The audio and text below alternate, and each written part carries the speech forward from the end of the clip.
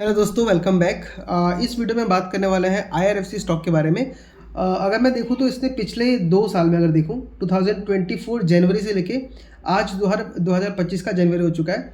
और इस पूरे 2 साल में इस कंपनी ने जो आपको रिटर्न बना के दिया है वो आपको दिया है इसने लगभग 0.59%, यानी 1% से भी कम का रिटर्न बना के दिया है। और 2 साल हो चुके हैं।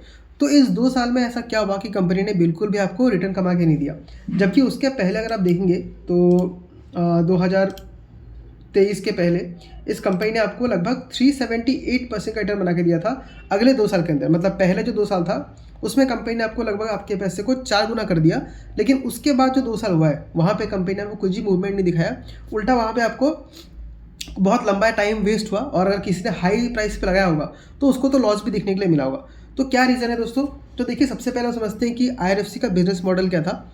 तो मेन क्या है, देखिए, जो भी रेलवेज का जो भी वैगन बनाना होता है, इंजन बनाना होता है, पटरी बनाना होता है, या रेलवे स्टेशन को बनाना होता है, तो वहाँ पे आपको लगता है बहुत अच्छा खासा खर्चा। तो वो खर्चा का रेलवेज क्या करती है, आईआरएफसी से लोन ले लेती है, और उस लोन को लेके वो अपना काम करती है, फिर विद इंटरेस्ट कंपनी को रिटर्न करके देती है। तो ये काम कौन करता था? आईआरएफसी करती थी। अब इस बिजनेस में सबसे यूनिक मॉडल क्या है कि आप लोन किसको दे रहे हो? गवर्नमेंट ऑफ इंडिया को दे रहे हो, क्योंकि रेलवे चला रहा है गवर्नमेंट ऑफ इंडिया। तो इस केस में आपका जो डिफ़ॉल्ट होने के चांसेस है, जो पैसा डूबने का चांसेस है, वो बिल्कुल नील हो गया। तो इतने सालों तक इसका एनपीए 0 था, और इनका जो नेट इंटरेस्ट मार्जिन है, मतलब जितने पैसे पे आईआरएफसी पैसा उठाती है और रेलवे को जिस पैसे पे लोन देती है, उसके बीच का जो मार्जिन है वो सिर्फ 1% है। इसका मतलब समझिए क्या है। मान लीजिए मैं कहीं से आपको 5% पे लोन उठाता हूँ, और आपको मैंने वही लोन दे दिया 10% पे, तो मेरा मार्जिन कितने का हो गया? लगभग 5% का। ईजी लैंग्वेज में समझने के लिए, तो कई सारे बैंकों का देखेंगे, एनबीएफसी का देखेंगे, तो उनका जो नीम होता है वो 6, 7, 8, 10% तक भी होता है, जो बहुत छोटी छोटी कंपनीज होती है।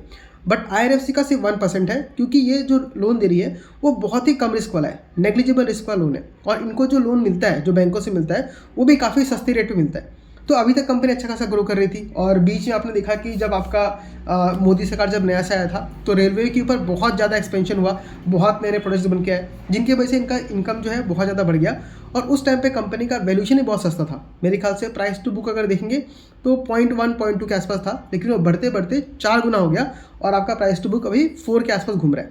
लेकिन अब यहाँ पे क्या हो रहा है, देखिए, कोई बिजनेस हो, छोटा हो चाहे बड़ा हो, वो एक टाइम पे अच्छा खासा ग्रो करेगा, उसके बाद उसके बिजनेस में ग्रोथ नहीं आएगा, वो बिजनेस वहीं पे चलते रहेगा। मतलब मान लीजिए अगर आपने एक दुकान खोला, दुकान आपने स्टार्ट किया है, तो आपका स्टार्टिंग 1-2 साल या मान लीजिए 1-2 महीने में आपका अच्छा खासा बिजनेस ग्रो करेगा, धीरे धीरे कस्टमर्स बढ़ेंगे। लेकिन एक टाइम के बाद जब सारे कस्टमर्स आपको पहचान गए, आपकी दुकान में जितने कस्टमर्स आते थे वो सब आ चुके हैं, तो अब उसके बाद से आपका बिजनेस ग्रो नहीं करेगा, आपका बिजनेस एक जगह पे स्टेबल हो जाएगा। अगर आपको बिजनेस को ग्रो करना है तो आपको नया दुकान खोलना पड़ेगा, या आपको अलग जगह एक्सपेंशन करना पड़ेगा। तो आईआरएफसी में क्या हुआ है, बिजनेस में स्लो डाउन हो चुका है। मतलब पहले जो ग्रोथ था वो ग्रोथ देखने के लिए नहीं मिल रहा है। तो पिछले क्वार्टर में, मेरे ख्याल से Q2 या Q1 में जब मैंने इसका कॉन कॉल पढ़ा था, तब मैनेजमेंट ये कह रही थी कि अब हम लोग जो लोन दे रहे थे, अब हम नॉन रेलवे लिंक्ड जो कंपनीज हैं उनको भी देंगे। लेकिन इसका मतलब ये नहीं कि बहुत ज़्यादा रिस्क लेंगे। जैसे आपका हो गया एनएचपीसी, हो गया पावर ग्रिड, हो गया, तो इनको भी नए नए इंफ्रास्ट्रक्चर बनाने के लिए लोन चाहिए होता है, तो उनको भी वो लोन देना स्टार्ट करेगी। अब यहाँ पे जो इनका नेट इंटरेस्ट मार्जिन होगा, मतलब जो ये प्रॉफिट कमाएंगे, वो हल्का सा बढ़ेगा। जैसे आईआरएफसी में जो रेलवे को जो लोन मिलता है, वहाँ पे इनका जो नीम है वो 1% के आसपास है। और जब ये बाकी सेक्टर्स को देना स्टार्ट करेंगे तो इनका गाइडेंस है कि हमारा जो नीम है वो 1.5% के आसपास रहेगा। बट यहाँ पर एक बात ये है कि इनके पास अभी कंपटीशन बढ़ गया, क्योंकि रेलवे को तो मान लीजिए सिर्फ आईआरएफसी देती थी, लेकिन जो बाकी कंपनीज है उनको बैंक भी दे सकते हैं, मतलब बैंक भी बिड करते हैं, और उनमें से 90% 80% लोन ये लोग सेंक्शन कर लेते हैं। बट बाकी कुछ लोन है जो बैंक फाइनेंस कर देती है। तो यहाँ पे कंपटीशन थोड़ा सा बढ़ रहा है, और नेट इंटरेस्ट मार्जिन में अगर देखें तो इनका 1.5% के पास ही है। वो कोई बहुत बड़ा प्रॉब्लम नहीं है, वो इनका बिजनेस मॉडल ही ऐसा है कि इनका मार्जिन सिर्फ 1.5% का रहता है। तो यहाँ तक तो ठीक है। बट जब कंपनी से पूछा गया कि आपका आगे जाके ग्रोथ कितना होगा, तो कंपनी ने बोला कि हमारा ग्रोथ बहुत ही मिनिमम सा रहेगा, मतलब 3-4-5% जितना जीडीपी ग्रो करता है उसके आसपास ही हमारा जो लोन डिसबर्समेंट का ग्रोथ रेट है वो ऐसा रहेगा। और मेरे ख्याल से कंपनी ने कहा कि हमारा अगले 4-5 साल में हम लोग का जो लोन बुक होगा वो शायद 5 लाख से 7 लाख करोड़ का हो जाएगा, और अभी कंपनी का जो लोन बुक है वो 4 लाख करोड़ का है। यानी कि आपका अगले 4-5 सालों में भी लोन बुक डबल नहीं हो रहा है। सोचिए, ऑलवेज से डबल हो रहा है। तो इसमें आपका जो ग्रोथ रेट अगर देखें तो बहुत कम निकल के आता है, शायद 15-20% के आसपास का ग्रोथ निकल के आया क्या। बट वहीं पे अगर हम कंपनी का अभी वैल्यूशन अगर देखें तो यहाँ पे इसका जो बुक वैल्यू है वो लगभग 43 का है, और करंट प्राइस चल रहा है 118 का, तो लगभग आपका ऑलमोस्ट 3 गुना के आसपास तो यही बुक वैल्यू है। और स्टॉक का प्राइस ट्रेडिंग भी देखेंगे तो 22 का है। प्लस इस कंपनी में ग्रोथ उतना ज़्यादा नहीं है, तो जहाँ तक मुझे लगता है इस कंपनी में आगे जाके भी आपका बहुत मोटा पैसा नहीं बनेगा। जिस तरीके से ये कंपनी घूम रही है उस तरीके से ही आगे भी आने वाले 2-3 सालों में वैसे घूमती रहेगी, अगर इस कंपनी का बिजनेस बहुत ज़्यादा ग्रो नहीं कर पाता है तो। अगर बिजनेस ग्रो करता है तो अलग बात है, लेकिन वो ग्रो करने के चांसेस मुझे बहुत कम लग रहा है, क्योंकि इनका जो बिजनेस मॉडल था वो बहुत सिंपल सा था, एक निश मार्केट में था। जब ये कंपनी लिस्ट हुई थी तो उस टाइम पे इसके कंपटीशन में कोई नहीं था और बिजनेस काफ़ी अच्छा खासा ग्रो कर गया, बट अब उसको उस स्पीड से ग्रो करना काफ़ी मुश्किल है।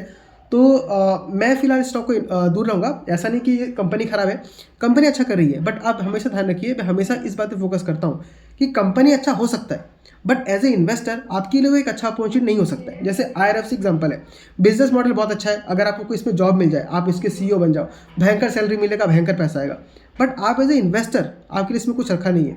हाँ, यहाँ पे आपको डिविडेंड मिलता है, मेरे ख्याल से डिविडेंड बहुत ही कम है, 1.35% का डिविडेंड है, इससे अच्छा आप FD कर लीजिएगा। तो इस स्टॉक में, इस कंपनी में एज ए इन्वेस्टर आपके लिए कुछ रखा हुआ नहीं है। फिर भी अगर आपको मन है कि आपको डालना है तो पैसे डालिए, बट मेरे ख्याल से तो इसमें पैसा डालना अच्छी बात नहीं है। और मैंने इसमें लगभग 20-22 रुपये के पास इन्वेस्ट किया था, और जब इसका प्राइस 80 या 90 पहुंचा था, मेरे ख्याल से 80 के आसपास, मैंने उसमें से एग्जिट ले लिया था, क्योंकि उस टाइम पे मुझे वैल्यूएशन बहुत महंगा दिखने लग गया था। बट एक बात है, 80 के बेचने के बाद भी स्टॉक ने जो हाई लगाया था वो 200 रुपये का तक का लगाया था। तो वही है, जब मार्केट जब मूव कर रहा होता है ना, तो वो बहुत ज़्यादा मूव कर सकता है, आपके एक्सपेक्टेशन से बहुत ज़्यादा मूव कर सकता है।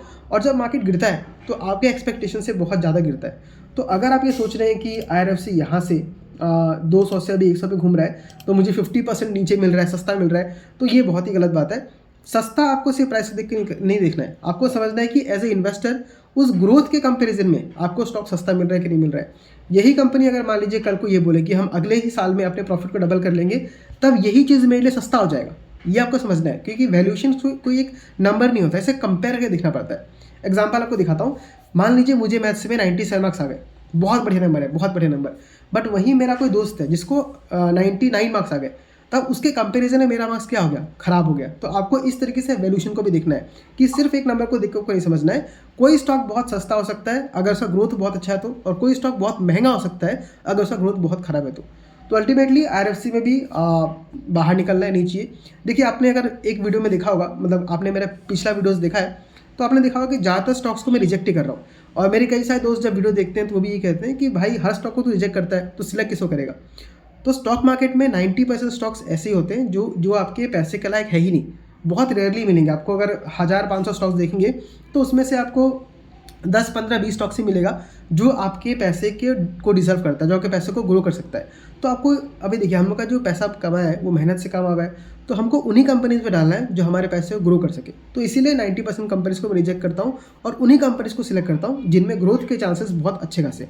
उसके बाद भी हम लोग का क्या हो सकता है कि हम लोग का डिसीजन गलत हो सकता है, तो लेकिन फिर भी हम कह रहे हैं हमने जो सिलेक्ट किया है वो कम से कम ऐसे कंपनीज को सिलेक्ट किया है जो ग्रोथ दिखा रहा है। और अगर कोई कंपनी आपके अकॉर्डिंग काम नहीं कर रही है, जैसा बोल रही है वैसा काम नहीं कर रही है, तो हमें उस कंपनी में से निकल जाना चाहिए, भले जितना भी लॉस हो रहा हो, और उस बचे हुए पैसे को लगाना चाहिए दूसरे ऐसे स्टॉक में जो उससे अच्छा परफॉर्म कर रही है। अब मेरे पोर्टफोलियो में मान लीजिए जैसे 20 या 25 स्टॉक है, तो मैं क्या करता हूँ, उन सभी को ट्रैक करता हूँ। अब जिस कंपनी का रिजल्ट खराब आता है या ऐसा बोलती है कि हम आगे जाके ग्रोथ नहीं कर पाएंगे, उस कंपनी में मुझे प्रॉफिट हो रहा हो चाहे लॉस हो रहा हो, मैं उससे पैसा निकालता हूँ और उस कंपनी में डालता हूँ जो आगे जाके ये बोल रही है कि हम और अच्छा खासा परफॉर्मेंस कर सकते हैं। तो इस तरीके से आपका पोर्टफोलियो अपने आप रीबैलेंस हो जाता है और आपका पैसा उसी स्टॉक्स में जाता है जो अच्छा खासा आपको ग्रोथ दिखा सकते हैं। तो इस मेंटेलिटी के साथ जाएंगे तो आपको आगे जाके बहुत अच्छा खासा पैसा बनेगा। और छोटा सा अपडेट ये है कि आज के दिन में मार्केट ने बहुत अच्छा खासा हमको प्रॉफिट दिखाया है। तो आई होप आप सबका पोर्टफोलियो थोड़ा थोड़ा ग्रीन होना स्टार्ट हो चुका होगा। अभी थोड़ा बहुत लाल है वो ठीक है, बट आगे जाके पोर्टफोलियो आपका हरा हो जाएगा अगर आप अच्छी कंपनीज में है तो।